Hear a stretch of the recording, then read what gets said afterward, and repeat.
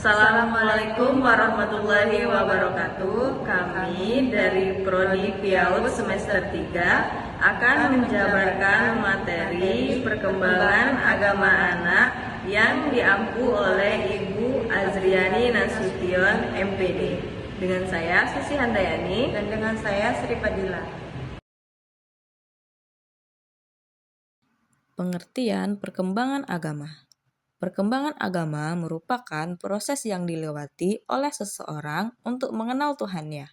Perkembangan agama adalah suatu sifat keutuhan yang dimiliki anak sejak lahir dalam keadaan fitrah yang akan berkembang bersama dengan berkembangnya sistem organ tubuh yang lain. Keadaan fitrah yang dibawa sejak lahir dibutuhkan bimbingan orang tua sehingga akan tumbuh dan berkembang sesuai agama yang dianutnya. Timbulnya jiwa keagamaan pada anak. Menurut Zakiyah Darajat, sebelum usia 7 tahun, perasaan anak terhadap Tuhan pada dasarnya negatif. Ia berusaha menerima pemikiran tentang kebesaran dan kemuliaan Tuhan, sedangkan gambaran mereka tentang Tuhan sesuai dengan emosinya. Namun, pada masa kedua 7 tahun ke atas, perasaan anak terhadap Tuhan berganti positif, cinta dan hormat. Dan hubungannya dipenuhi rasa percaya dan merasa aman. Beberapa teori mengenai pertumbuhan agama pada anak yang dikemukakan oleh Jalaluddin antara lain 1.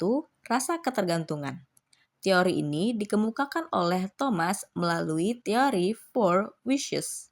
Menurut Thomas, manusia dilahirkan ke dunia ini memiliki 4 keinginan, yaitu keinginan untuk perlindungan, keinginan akan pengalaman baru, keinginan untuk mendapat tanggapan, dan keinginan untuk dikenal. 2. Insting keagamaan.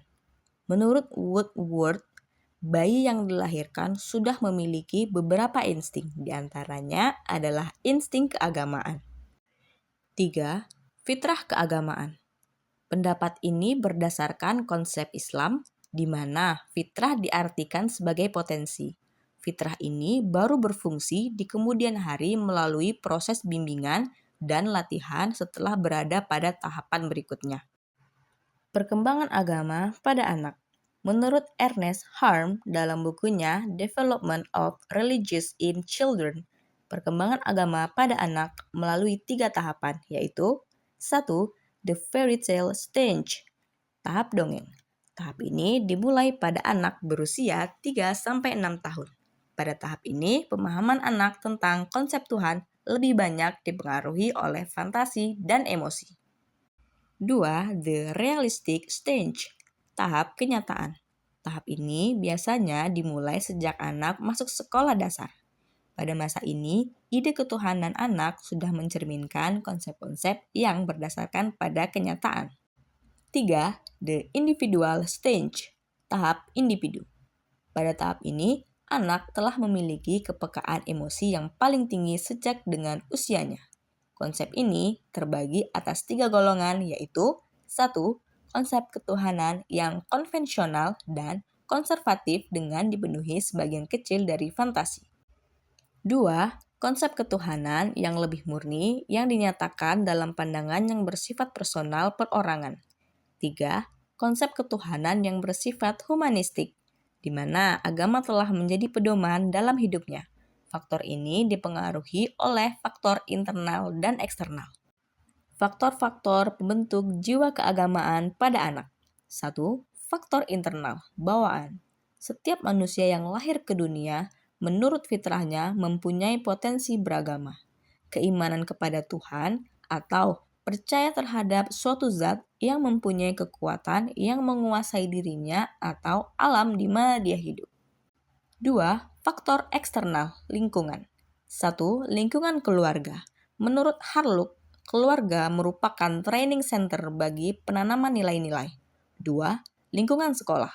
Sekolah merupakan lembaga formal yang mempunyai program yang sistematik yang melakukan bimbingan, pengajaran, dan latihan kepada anak agar mereka berkembang. 3.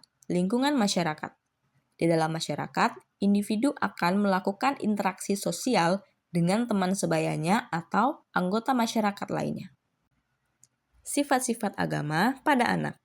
Pembinaan agama anak terjadi melalui semua pengalaman pada anak, baik melalui ucapan yang didengarnya, tindakan, perbuatan, dan sikap yang dilihatnya maupun perlakuan yang dirasakannya.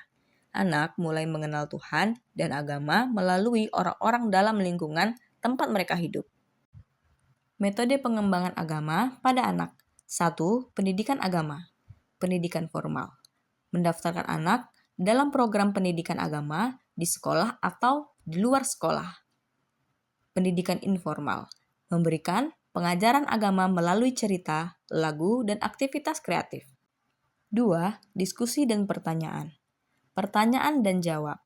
Mendorong anak untuk bertanya tentang keagamaan dan memberikan jawaban yang sesuai dengan usia mereka. Dialog terbuka. Membuka ruang untuk diskusi terbuka tentang keyakinan dan nilai keagamaan. 3. Kegiatan kreatif. Seni dan kerajinan. Mengintegrasikan keagamaan dan kegiatan seni dan kerajinan agar pembelajaran lebih kreatif dan menyenangkan. Lagu keagamaan. Belajar lagu keagamaan yang dapat membuat anak mengingat nilai keagamaan. Berikut contoh penerapan perkembangan agama pada anak.